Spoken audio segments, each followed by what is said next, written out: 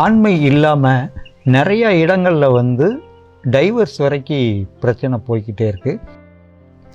வெட்டி இப்படி ரெண்டாக பிளந்துக்கணும்.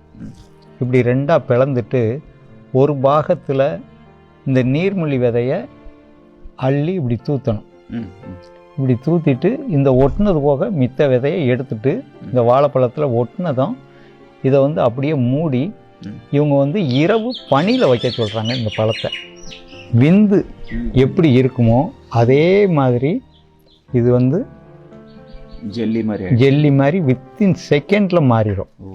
அகத்தியர் மூலிகை நேயர்களுக்கு வணக்கம். இன்றைக்கி நம்ம கூட பாரம்பரிய வைத்தியர் ஆனந்தையா இருக்கார். அவர்கிட்ட என்ன விஷயத்தை பற்றி கேட்க போகிறோன்னு பார்த்தீங்கன்னா, ஆண்களுக்கு இருக்கக்கூடிய அந்த ஆண்மை குறைவு ப்ராப்ளம். ஸோ அந்த ஆண்மை குறைவு ப்ராப்ளத்தினால நிறைய பேர் வாழ்க்கை பாதிக்கப்பட்டிருக்கு. அதை வெளியே சொல்லவும் வந்துட்டு அவங்க வந்து தயங்குறாங்க. ஸோ அதனால் வந்துட்டு இன்றைக்கி அந்த ப்ராப்ளம் எதனால் வருது, அப்படியே வந்துட்டா அதுக்கு என்ன வழி இருக்குது அப்படிங்கிறத பற்றி ஐயாட்ட கேட்டு தெரிஞ்சுக்க போகிறோம். வாங்க பார்க்கலாம். ஐயா வணக்கம். வணக்கம் ஐயா. சொல்லுங்கள், அந்த ஆண்மை குறைவு ப்ராப்ளம் எதனால் ஏற்படுது? ஆண்மை குறைவு ப்ராப்ளம் இன்னைக்கு பார்த்தீங்கன்னா சிறு வயதிலிருந்தே நிறைய பேருக்கு கைப்பழக்கம் இருக்கிறது, இல்லைன்னா தூக்கத்தில் அவங்களுக்கு விந்து வெளியேறது. முந்தியெல்லாம் பார்த்தீங்கன்னா ஒரு 18-20 வயசு வரைக்கும் செக்ஸ்னால் என்னன்னே தெரியாத காலம் ஒரு 40 வருஷத்துக்கு முன்னால் இருந்துச்சு. இன்றைக்கி இந்த ஃபோன் வந்ததுலேருந்து ஒரு 12 வயசு 13 வயசு குழந்தைகளுக்கு கூட இந்த ஃபோன் வந்து அதை பற்றிய விவரங்களை அவங்களுக்கு ரொம்ப தெளிவாக சொல்லிடுது. பிஞ்சிலேயே பழுத்துறாங்க. கரெக்டாக சொல்லிட்டீங்க, பிஞ்சிலேயே பழுத்துறாங்க. அது வந்து சரியில்லை தான், இருந்தாலும் அந்த தொலைத்தொடர்பு சாதனம் இல்லாமல் இன்றைக்கி எதுவுமே நடக்கிறதில்ல. இந்த இதுக்கு வந்து நம்ம ஹோம் ரெமடியாக, ஏன்னா இன்றைக்கி ஆண்மை குறைவுன்னு எங்கே நம்ம போனாலும் சரி பில்லு வந்து பயங்கர ஹெவியாக போட்டுக்கிட்டே இருக்காங்க. இதுக்கு வந்து நம்ம ஒரு ஹோம் ரெமெடி ஒன்று, ஒரு நல்ல ரெமெடி சொல்லுவோம். இது வரைக்கும் யாரும் சொல்லியிருக்காங்களா என்னன்னு சொல்லலை. இது வந்து சித்தர்கள் சொன்னது. இந்த நீர்மொழி விதை, இந்த நீர்மொழி விதை வந்து நாட்டு விதை, நம்ம தமிழ்நாட்டில் கிடைக்கக்கூடிய ஒரு அற்புதமான நீர்மொழி விதை.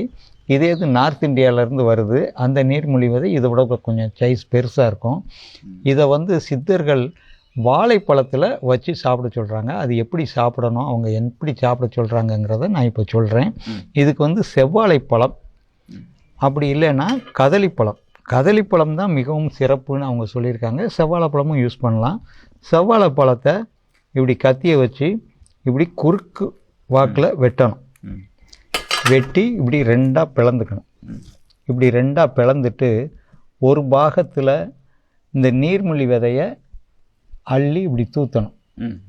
இப்படி தூத்திட்டு இந்த ஒட்டுனது போக மித்த விதையை எடுத்துட்டு இந்த வாழைப்பழத்தில் ஒட்டுனதும் இதை வந்து அப்படியே மூடி இவங்க வந்து இரவு பனியில் வைக்க சொல்கிறாங்க. இந்த பழத்தை இரவு பனியில், வெயிட்டுக்கு வெளியில் பனியில் வச்சுட்டு எடுத்து சாப்பிட சொல்கிறாங்க. நம்ம நாட்டில் வந்து எப்போதும் பனி வந்து அடிச்சுக்கிட்டே இருக்கிறது இல்லை, அதனால ஃப்ரிட்ஜிலேயே வச்சுக்கலாம். நான்லாம் நிறையா பேருக்கு ஃப்ரிட்ஜில் தான் வைக்க சொல்லி சாப்பிட சொல்கிறேன். செயற்கை பனி நீங்கள் சொன்ன மாதிரி. இப்போ இந்த விதை வந்து என்ன செய்யும் அப்படிங்கிறத நம்ம காமிப்போம். இப்போ இந்த தட்டில் கொஞ்சோண்டு இந்த விதையை நம்ம அள்ளி போட்டிருக்கோம். இதில் இப்போ கொஞ்சோண்டு மட்டும் தண்ணி ஊற்றுறோம். ஊற்றி ஒரே நிமிஷத்தில் என்ன நடக்குது அப்படிங்கிறத பாருங்கள். இப்போ தண்ணி ஊற்றியாச்சு. இந்த தண்ணி ஊற்றுனதில் இந்த விதையை வந்து கிண்டியாச்சு.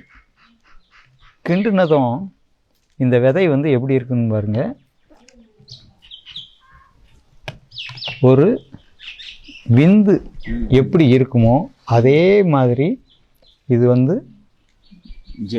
ஜெல்லி மாதிரி வித்தின் செகண்டில் மாறிடும். இது வந்து நம்ம உடம்புல அளவுக்கு அதிகமான விந்து சுரப்பை இது வந்து அதிகப்படுத்தும். இந்த விதை மட்டும் வாங்கி நீங்கள் சாப்பிட்டாலே போதும். நீங்கள் 5000-10,000லாம் ஆண்மை குறைவுக்கு செலவழிக்க வேண்டிய தேவையில்லை. இந்த மாதிரி வாழைப்பழத்தில் இந்த நீர்மொழி விதையை சித்தர்கள் சொன்ன முறை தான். இதெல்லாம் நாங்கள்லாம் கண்டுபிடிக்கல சாமி.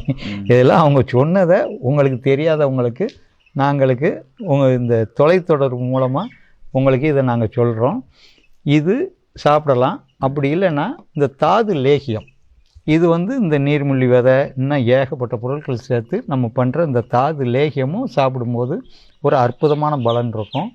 ஏன்னா ஆண்மை இல்லாமல் நிறையா இடங்களில் வந்து டைவர்ஸ் வரைக்கும் பிரச்சனை போய்கிட்டே இருக்குது. அதுக்காக நிறைய நம்ம சொல்கிறது வந்து நம்ம யூடியூப் சேனல் நம்ம ஃபேஸ்புக்கை ஃபாலோ பண்ணாங்கன்னா நிறைய ஆண்மைக்கான வீடியோ ஒரு 10 நாள் 15 நாளைக்கு ஒருக்க புது புது பொருட்களாக நம்ம சொல்லிக்கிட்டே இருக்கோம்.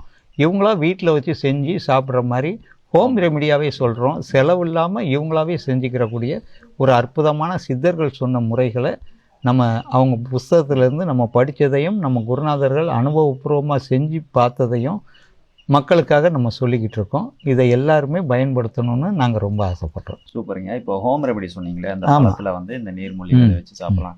அது எந்த நேரத்தில் சாப்பிடணும்? நைட் தூங்கும் போதா? இல்லையா, நைட்டு வந்து இதை ப்ராசஸ் பண்ணி பனியில் வச்சிடணும்.